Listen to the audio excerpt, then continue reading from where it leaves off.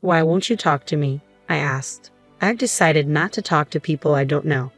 I understand. I'll go away. Living with my husband's parents, they completely ignored me. I thought my mother-in-law might ignore me, but I never expected my father-in-law to treat me the same way.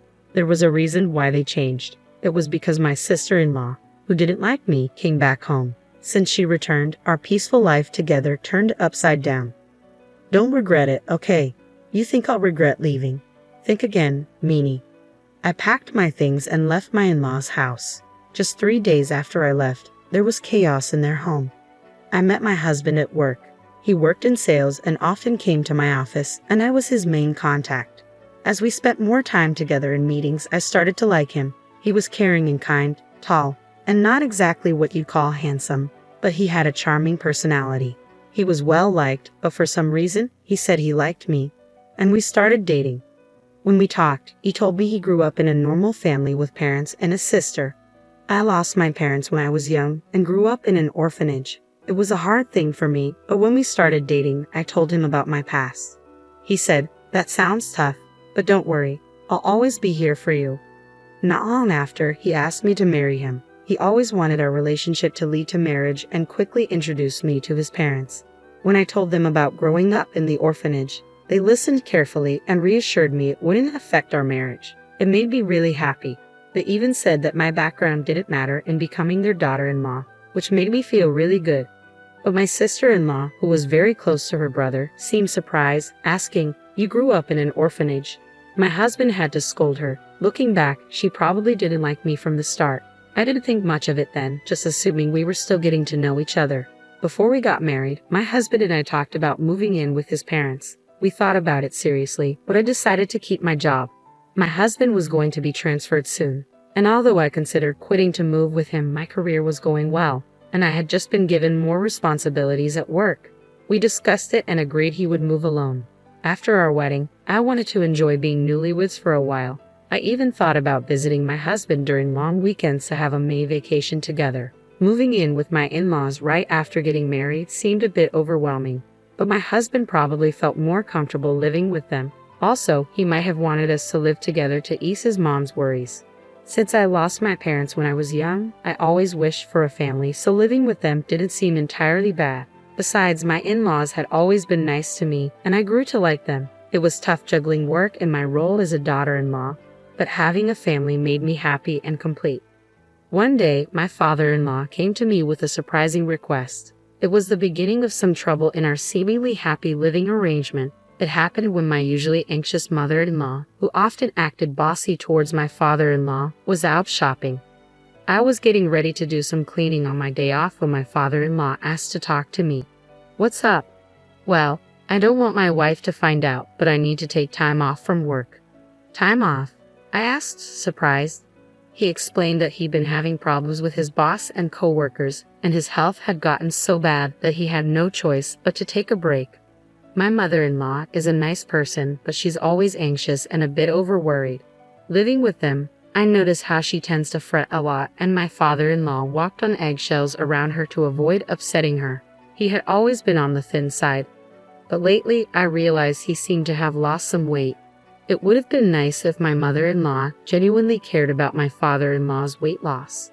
But when he took a sick day because of a cold before, she said, "A cold? Everyone else at work is climbing the career ladder. You're always taking days off for health reasons. That's why you're not getting promoted." Instead of being concerned, she tended to criticize him. He probably tried his best to keep going, no matter how bad he felt. But his health got worse, and he secretly took time off to go to the hospital. He was struggling both mentally and physically. With him leaving work early, often being late, and calling in sick, there was talk about him needing to take a break from work. But he didn't want to upset my mother-in-law at any cost. If he suggested taking time off, she'd likely get really angry. Also, my father-in-law didn't earn much, and he relied on extra pay from working overtime. Taking time off would mean a significant drop in income.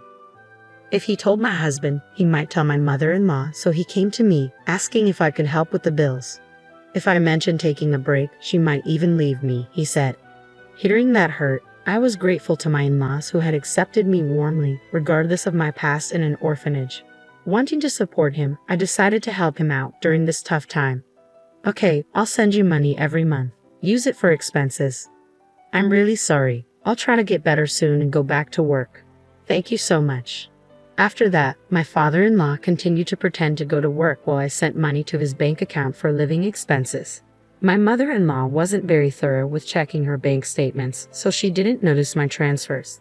He'd act like he was going to work but instead went to a mental health clinic or went for walks in the peaceful mountains. Over time, he started looking better. I thought he might go back to work soon, but then something unexpected happened. After a fight with her husband, my sister-in-law went back to her parents' home. There's nothing like being back home. I thought I'd lose my mind if I stayed with that stupid husband of mine. I'll be here for a while. Can you make meals for me too? I knew from the start that my sister-in-law didn't like me. At our first family meeting, my husband was upset because she clearly showed her disapproval.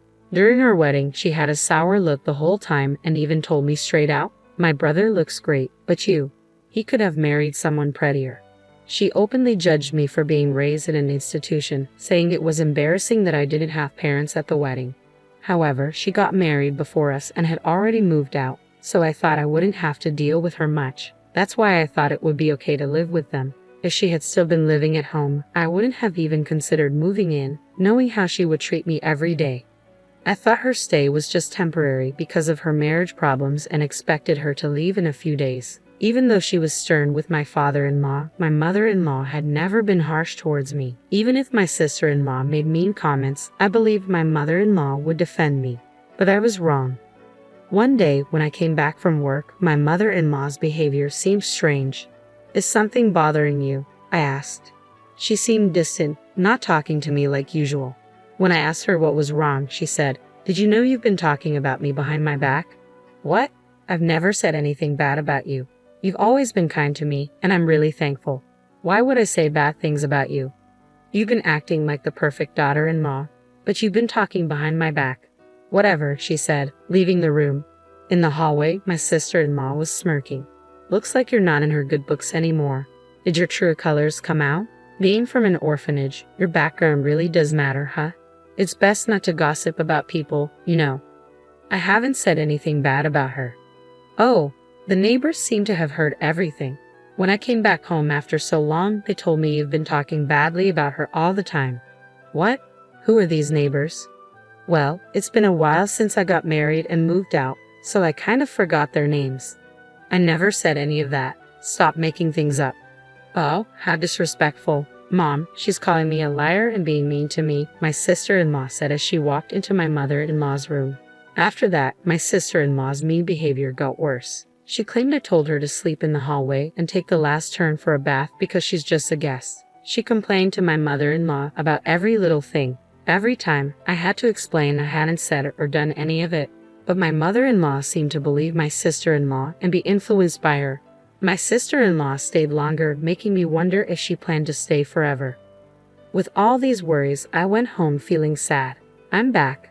Before, my mother-in-law would warmly say, "Welcome back," but now it was quiet. "I'll start making dinner," I said, stepping into the living room. I was surprised. Usually, my sister-in-law would rush me to make dinner, but now my mother-in-law, father-in-law, and sister-in-law were eating sushi together. Surprised, my sister-in-law said, "Oh, looks like someone who isn't really family is here. You were planning on having sushi, were you?" My mother-in-law kept eating without looking at me, watching TV. "If you wanted sushi, you should have told me. I came home right after shopping," I said. "Ha! No one said they wanted that," my sister-in-law replied, not even looking at me. "Hey, Mom, Dad, I went out with my friends during the day and got some delicious pudding. Let's eat together," my sister-in-law said, ignoring me. They all started eating the pudding. I was tired from work and didn't have the energy to argue, so I went to my room without eating. The next day, my sister-in-law said she was going out with friends and asked me to drive her to the station. I said no because it was a weekday and I had work. Even if we were going in the same direction, it was a different route, and she wanted to leave around noon. I couldn't do it. "Just take the day off. It's fine. Your cute little sis-in-law just wants a ride. She hasn't had a chance to relax since she got married, right? Can't you be a bit nicer to her now?" she said. "With all due respect, didn't you go out with friends last night after getting a late call? It seems like you've been going out almost every day since you came home." "I have work." Please take the bus or train.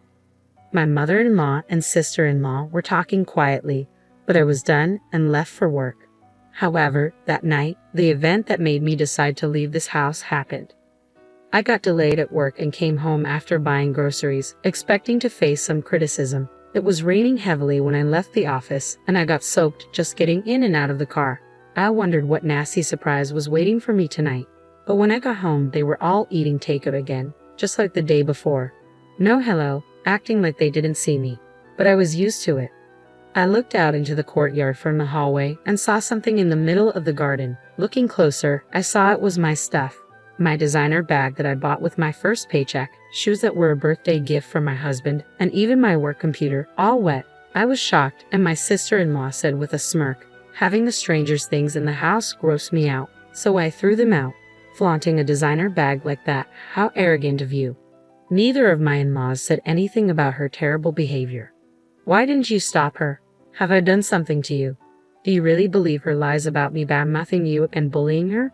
Aren't you upset with her for what she did? I asked. My mother-in-law avoided my eyes and stayed silent. Why won't you say anything? I asked again.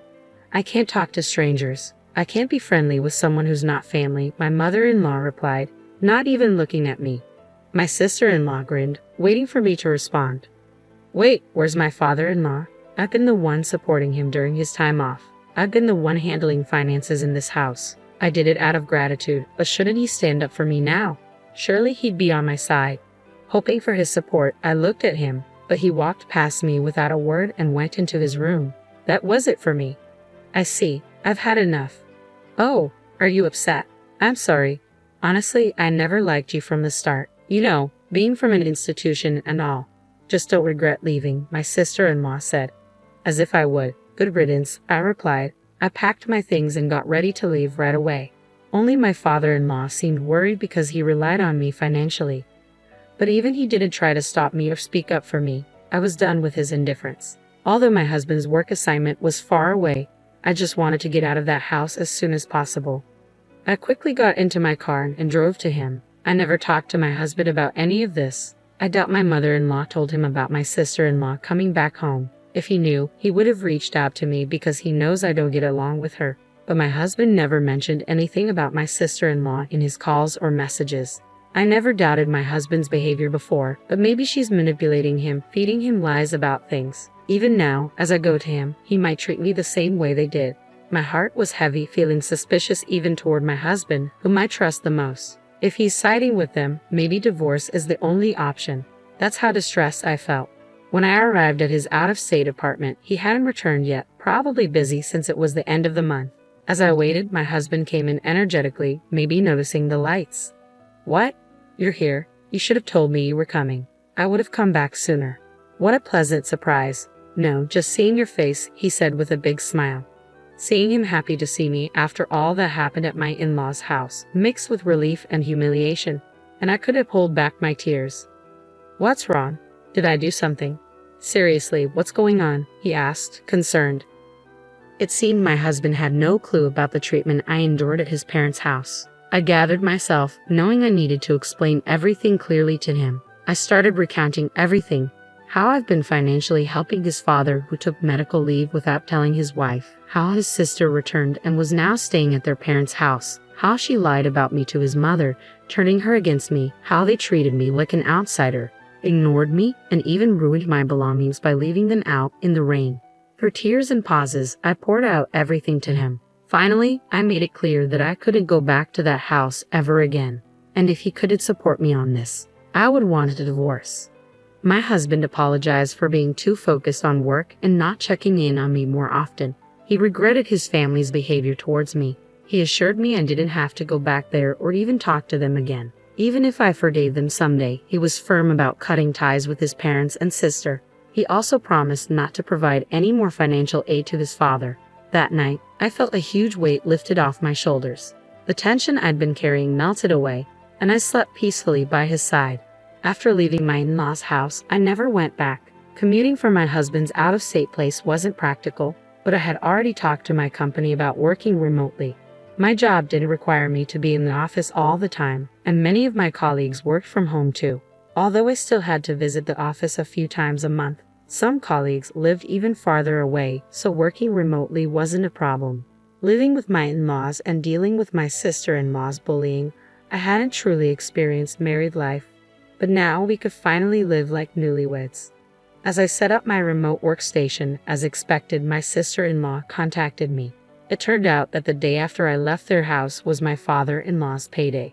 My mother-in-law usually takes out a certain amount and transfers it to their household account, but this time she couldn't. It was only then that she realized I had been helping them financially during my father-in-law's time off. "Hey, why didn't you tell me you were covering the living expenses?" He asked me not to, saying he didn't want you to know, so I kept it to myself. Anyway, we're running out of money for living expenses and there's no one to cook or do laundry. The place is a mess. As his wife, you need to come back and take care of these things and send money quickly. How heartless. I already told you, didn't I? I have no intention of going back to that house or being treated like your maid. Why should I help people who hate me, ruin my things, and treat me like this? Aren't you his wife? Without your help, we can't pay the bills or even shop. That's exactly why I'm saying it. I'm an outsider, so it's none of my business, right? I hung up, ignoring my sister-in-law's complaints. She and my mother-in-law kept bothering me with calls and messages, but I ignored all of them. Even after my husband returned from work, they kept calling persistently. When my husband finally answered, he told them firmly, "I will forgive you for how you treated her, and I'm not sending her back to you. I'm not coming back either. I don't see you as my family anymore. Leave my wife alone, or you'll regret it." Considering my sister-in-law adored her brother and my mother-in-law heavily relied on him, they were probably shocked. A few days later, I got a call from my father-in-law. He said living with my mother-in-law and sister-in-law was getting too hard, and he begged me to continue the financial help. I'm grateful they accepted me when I married, despite growing up in an orphanage, but they didn't support me when I needed it, despite all the financial help I provided. I don't owe them anything. Why should I help those who joined others in ignoring me? I'll never assist you again. And with that, I ended the call. Later on, my persistent mother-in-law and sister-in-law shamelessly showed up at my workplace. Since I was already working remotely and had a bad feeling about them, I had informed my company about the situation. Security was alerted right away. They caused a scene, demanding that the company make me send money back home. When my husband heard about it, he said, "Report them to the police." My colleagues were supportive, saying, "I can't believe you had to live with those people. Focus on your remote work with your husband." As for my in-laws, my father-in-law's health declined under the pressure from my mother-in-law and sister-in-law, and he eventually quit his job. My sister-in-law tried to return to her husband's family, but he refused to take her back. The town quickly learned about her drama at my workplace, causing an uproar at her in-law's place. The real reason for their fight was her affair, and this incident added to their problems, leading to an immediate decision to divorce. Left without a home, my in-laws and sister-in-law moved to a cheap apartment, managing with part-time jobs. As for my husband and me, we're finally enjoying peaceful days, feeling mentally and physically fulfilled. Recently, we found out we're expecting a child, and we couldn't be happier. We're eagerly awaiting the day we meet our baby, cherishing our time together.